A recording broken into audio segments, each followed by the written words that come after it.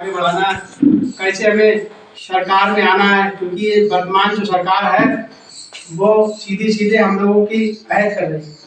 इससे पहले भी चाहे समाजवादी पार्टी की सरकार रही हो, उनने भी अत्याचार कम नहीं किया, लेकिन भारतीय जनता पार्टी जो है इसका अत्याचार उससे बढ़कर हो रहा है, लेकिन हम लोगों को कहीं नजर नहीं आ रहा। आज तमाम तरह की समस्याओं को हम लोगों को झेलना पड़ रहा है। हमारे बच्चे अच्छे स्कूलों में एडमिशन नहीं ले पा रहे हैं। शिक्षा को इतना महंगा करा जा रहा है।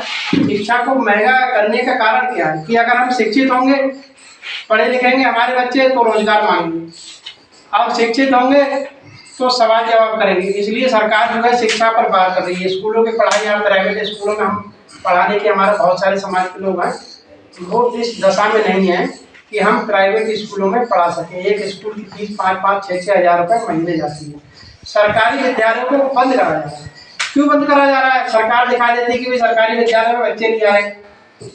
तो जब सरकारी विद्यालय बंद हो जाएंगे तो हमारे बच्चे कैसे पढ़ेंगे? शिक्षा हमारी जो बहुजन समाज पार्टी है, तमाम महापुरुषों के सहयोग और बलिदान से बनी है।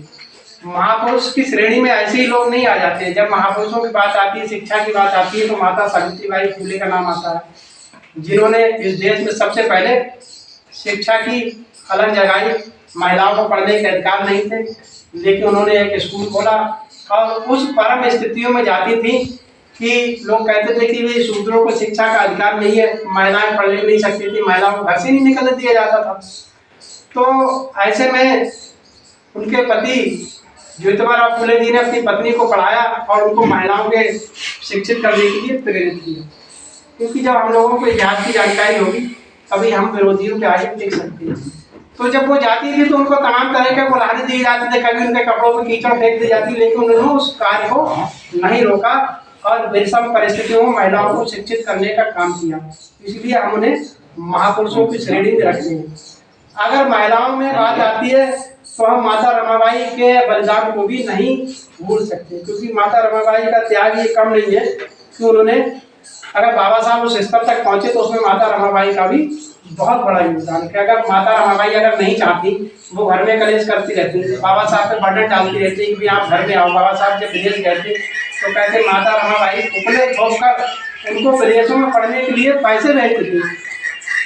वो कहती थी कि आप अपनी पढ़ाई जारी रखिए, क्योंकि वो जानती थी कि बाबा साहब के प्रति, बाबा साहब के दिल में समाज के प्रति प्यार भरा हुआ, अब वो समाज के लिए कुछ करना चाहते हैं। इसलिए उन्होंने अपनी समस्याओं को अपने स्तर पे हल किया माता रमाबाई ने। यहाँ तक कि माता रमाबाई के 4 बेटों का निधन हो गया, लेकिन उन्होंने बाबा साहब को आगे बढ़ने में कभी बाधक नहीं बनने दिया। फटे कपड़े पहने, उपले थोपे, मजदूरी करी, लेकिन उन्होंने बाबा साहब को पढ़ने के लिए रोका नहीं।